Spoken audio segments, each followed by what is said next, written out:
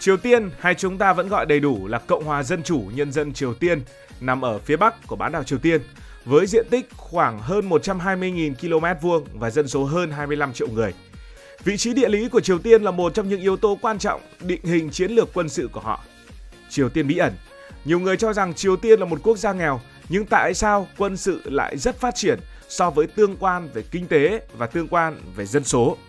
Trước hết phải biết vì sao họ ưu tiên quân sự. Vị trí địa lý của một quốc gia sẽ định hình rất nhiều điều.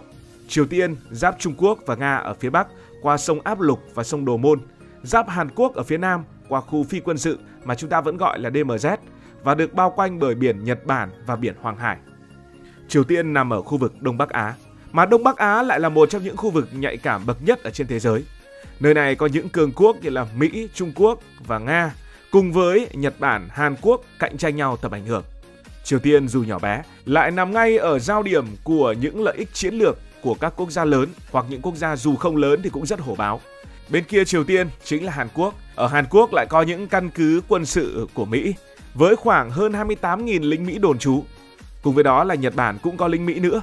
Triều Tiên luôn cảm thấy bị đe dọa, buộc họ phải duy trì sức mạnh quân sự để tự vệ và luôn ưu tiên phát triển quân sự. Rồi đường bờ biển dài hơn 2.500 km của Triều Tiên cũng nằm gần những tuyến hàng hải quốc tế và rất quan trọng, nơi hàng tỷ đô la Mỹ hàng hóa được vận chuyển mỗi năm. Điều này càng khiến Triều Tiên nhận thức rõ tầm quan trọng của việc phát triển hải quân và tên lửa đạn đạo để kiểm soát hoặc đe dọa những tuyến đường này.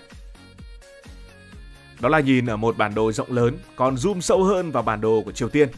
Đa phần diện tích của đất nước này là đồi núi với những dãy núi lớn như là dãy núi Trường Bạch ở phía bắc giáp với Trung Quốc, hay là dãy núi Hamgyong phiên âm Hán Việt là Hành Kính ở phía đông. Địa hình hiểm trở này mang lại nhiều lợi thế về mặt quân sự. Các dãy núi và những thung lũng sâu chính là nơi lý tưởng để Triều Tiên xây dựng các cơ sở quân sự ngầm, mà xem phim thì hầu như cơ sở quân sự của Triều Tiên đều nằm ở trong núi. Ví dụ như là trung tâm nghiên cứu hạt nhân Yongbyon hay các hầm chứa tên lửa, quả thật là nằm trong núi chứ không phải là chỉ trên phim mới vậy. Những cơ sở này rất khó bị phát hiện và khó bị tấn công bằng không quân hoặc là vệ tinh.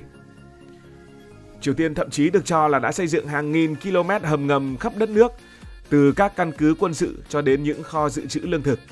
Một số nguồn tin ước tính rằng Bình Nhưỡng có một mạng lưới ngầm đủ phức tạp dưới lòng đất, đủ để bảo vệ giới lãnh đạo, giới tinh hoa của họ trong trường hợp xảy ra chiến tranh hạt nhân. Như vậy là zoom sâu vào bản đồ của Triều Tiên để thấy rằng địa hình đồi núi kết hợp với khí hậu khắc nghiệt, với mùa đông lạnh giá kéo dài và mùa hè ẩm ướt cũng định hình cách Triều Tiên tổ chức và bố trí quân sự. Những yếu tố này giúp việc tiến hành một cuộc chiến tranh trên bộ ở Triều Tiên trở nên cực kỳ khó khăn. Hãy nhìn vào chiến tranh Triều Tiên. Điều này tăng cường khả năng phòng thủ của họ trước các cường quốc. Rồi hãy nhìn vào một khu vực rất nhạy cảm ở Triều Tiên và Hàn Quốc nằm giữa hai đất nước này. Đó là khu vực phi quân sự, dài gần 250 km và rộng 4 km. Đây là đường phân giới giữa Triều Tiên và Hàn Quốc, được thiết lập sau khi Hiệp định Đình chiến Triều Tiên được ký vào năm 1953.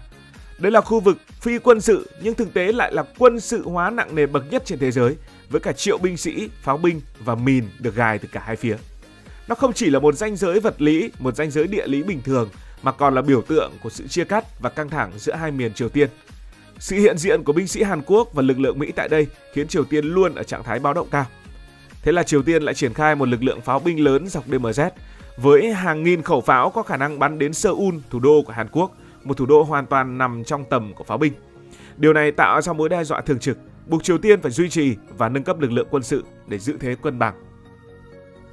Vậy, dù khó khăn về kinh tế, nhưng Triều Tiên đang phát triển quân sự của mình vượt bậc so với thước đo về kinh tế ra sao? Đất nước này là một trong những nền kinh tế bí ẩn nhất thế giới. Họ thường bị coi là nghèo và kém phát triển. Con số cụ thể thì chắc chắn sẽ gây tranh cãi. Bây giờ bảo Triều Tiên nghèo có người chửi, bảo Triều Tiên phát triển cũng có người chửi. Nhưng chắc chắn là Triều Tiên sẽ kém phát triển hơn so với những đất nước xung quanh mình, ví dụ như là Trung Quốc, ví dụ như là Hàn Quốc, ví dụ như là Nhật Bản. Theo một số nguồn ước tính thì nông nghiệp chiếm khoảng 20% GDP của Triều Tiên, nhưng năng suất không cao do đất canh tác hạn chế và thiếu công nghệ hiện đại, hơn thế nữa mùa đông lại kéo dài. Về khai khoáng thì Triều Tiên có trữ lượng khoáng sản khổng lồ, than, sắt và đất hiếm, nhưng ít xuất khẩu bởi vì họ chịu rất nhiều lệnh cấm vận. Về công nghiệp nặng thì những nhà máy như luyện kim và sản xuất vũ khí được ưu tiên, nhưng phần lớn thì công nghệ đã lỗi thời. Nền kinh tế Triều Tiên cũng đối mặt với rất nhiều thách thức nghiêm trọng. Từ năm 2006, Liên Hiệp Quốc đã áp đặt những lệnh trừng phạt khắc nghiệt hơn do các chương trình hạt nhân và tên lửa của Triều Tiên. Những lệnh này cấm xuất khẩu than, khoáng sản và hạn chế nhập khẩu dầu mỏ, khiến nguồn thu ngoại tệ của một quốc gia giảm mạnh. Mà nguồn thu ngoại tệ giảm mạnh thì kinh tế lấy đâu ra và phát triển. Hơn thế nữa, lũ lụt và hạn hán thường xuyên tàn phá nông nghiệp dẫn đến thiếu lương thực.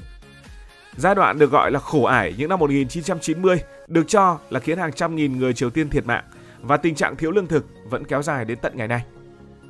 Và một quốc gia mà hệ thống kinh tế và kế hoạch hóa tập trung vẫn đang vận hành dựa trên một tư tưởng tất cả đều do nhà nước phân phối thì làm sao mà phát triển được.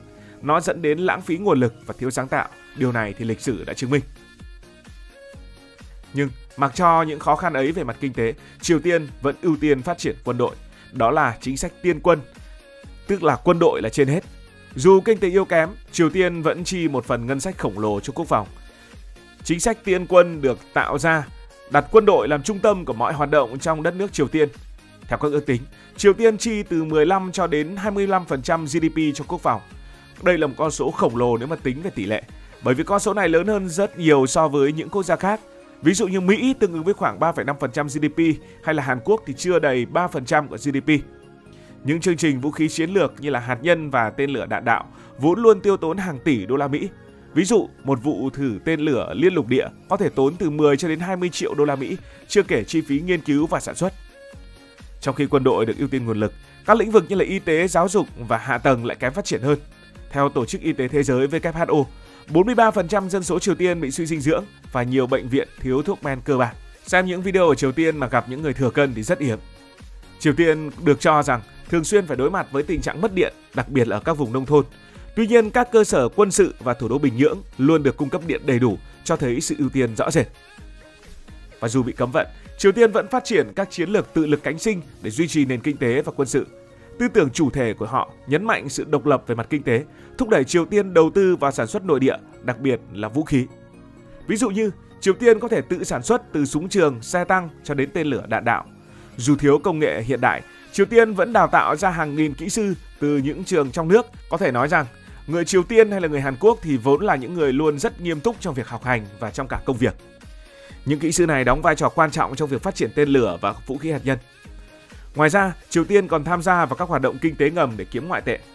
Họ bị cáo buộc thực hiện những vụ tấn công mạng lớn như vụ hack Sony Pictures vào năm 2014 hay vụ đánh cắp 81 triệu đô la Mỹ từ Ngân hàng Trung ương Bangladesh vào năm 2016.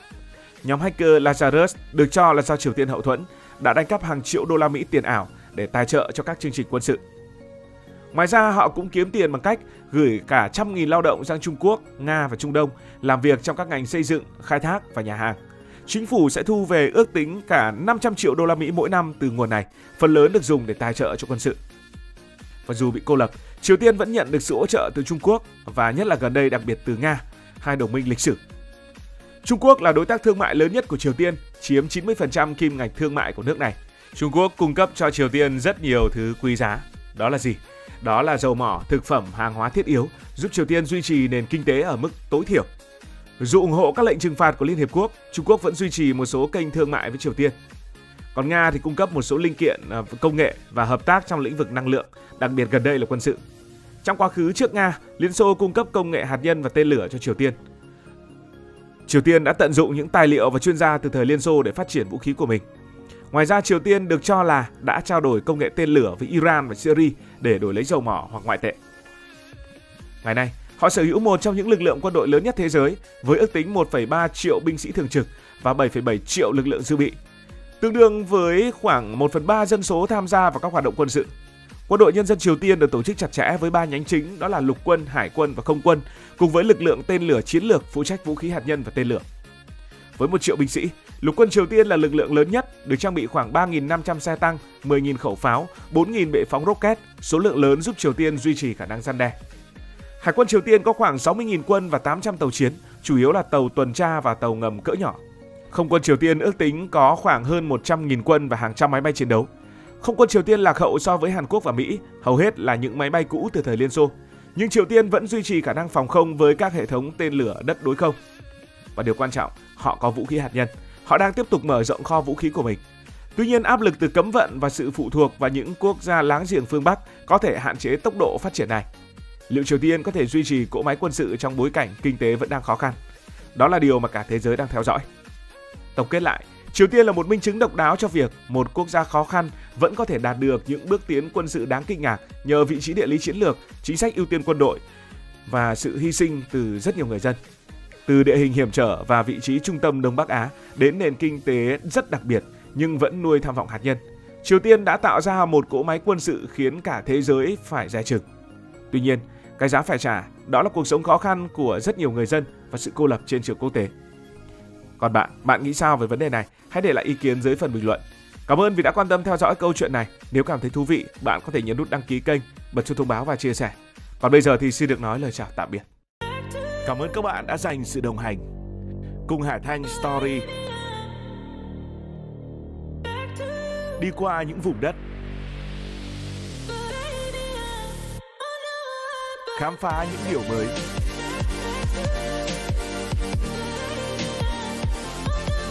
Đừng ngần ngại, hãy để lại những góp ý và xin được hẹn gặp lại.